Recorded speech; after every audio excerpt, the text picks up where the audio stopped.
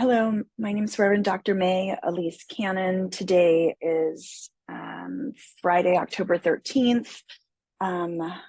Today is the seventh day of the war. I'd have to count. I think today is the seventh day of the war. I have a lot to share today. Let's be in thoughtfulness, prayer. 24 hours ago or so, Israel announced that they wanted 1.1 million people in North Gaza to move to the southern part of the Gaza Strip. The Gaza Strip's about 26 miles long. And one of the big concerns is that within a 24-hour period of time, the amount of time allotted by the Israeli government, that it is impossible to safely move that amount of people. I heard directly from someone who's very close to Churches for Middle East Peace that they were able to be in touch with a friend that they know well in Gaza. And they arrived in South Israel. And when they got there, they arrived in South Gaza, and that when they got to South Gaza, that there were bombs being dropped there. And so we know that the bombing of Gaza is continuing, and you can read about the specifics in the news. Churches for Middle East Peace just issued another statement today talking about some of the specifics of the humanitarian crisis there. There are more than 400,000 people in Gaza who have been displaced from their homes. Our statement is actually calling attention to and joining with the United Nations that is calling on the world to not ignore that the people in Gaza are dying on our watch. Gaza is still cut off from water, electricity, and gas. And one of our key messages is that the 2.2 million people in Gaza are not the same as Hamas. Secretary Blinken of the United States said, this just came out about 30 minutes ago, that Israelis are defending themselves by having this campaign on Gaza. And we would say that the 2.2 million people in Gaza, the vast majority, are not Hamas. They are civilians. And so punishing them by collective punishment, by bombing them, by displacing them from their homes, by not giving them access to water, that is absolutely an atrocity, and that the world has got to respond and cry out and to call for an end to the siege on Gaza. At this critical juncture, Congress and the Biden administration must not sit by. And really, this constitutes ethnic cleansing.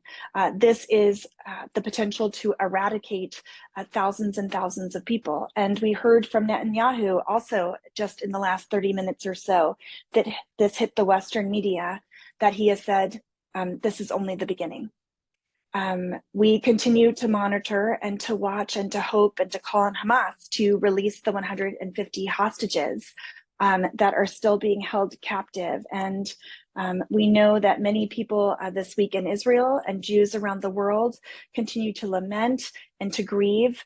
We invite you, if you received our bulletin that's coming out today, we're inviting you to join us. We're joining with the Parents Family Forum.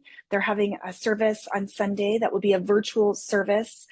That's a memorial for all of the lives lost, Jewish and Palestinian lives. And so we continue to grieve the horrors of the Hamas attacks last weekend and the deaths lost through those horrific attacks, and the Palestinian lives lost because of the bombing campaigns and Israel's response that's just had devastating effects on civilians.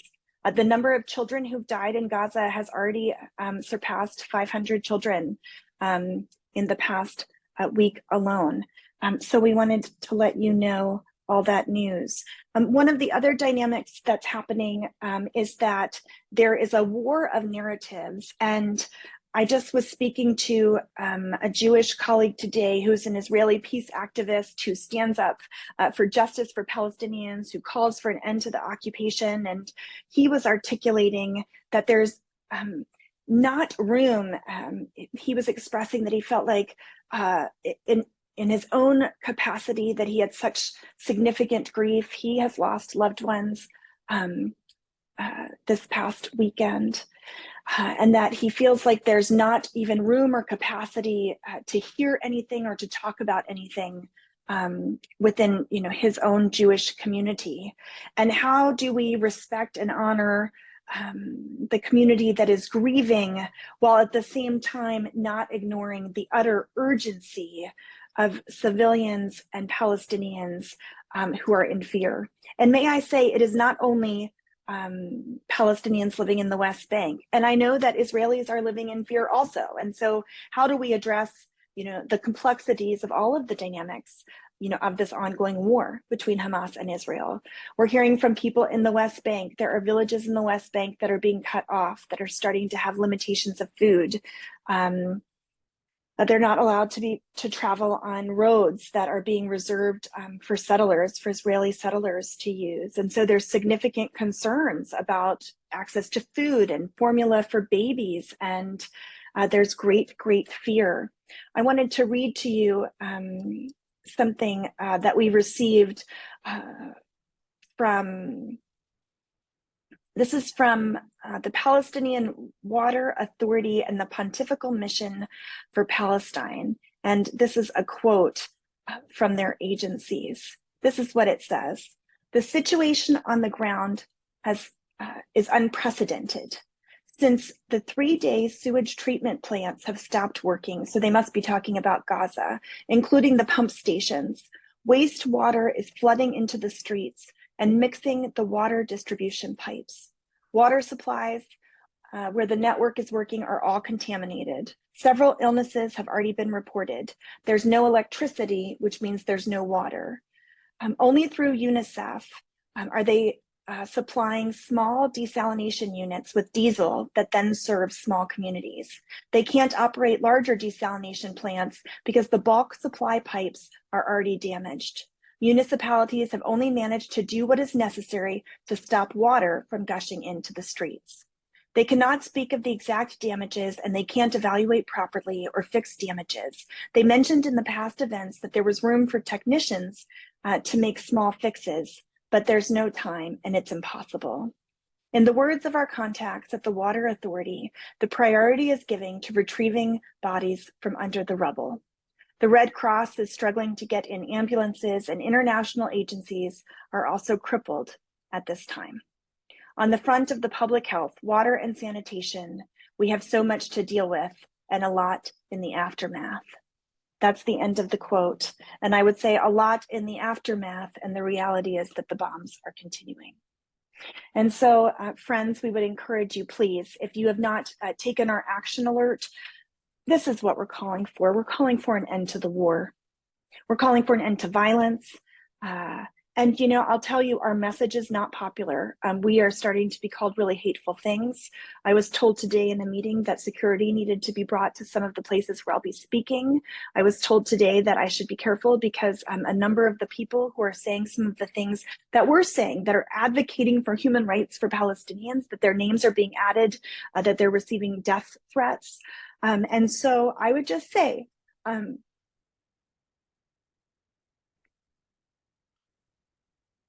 use your voices.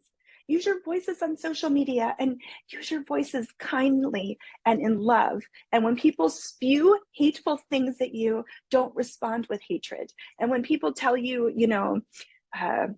the campaign that came out of Israel, stand with Israel or you stand with Hamas, say, I stand for Israelis and Palestinians. I stand for peace and justice. I stand for, grieving Israeli families, and that hostages be released, and an end to the occupation of the Palestinian people.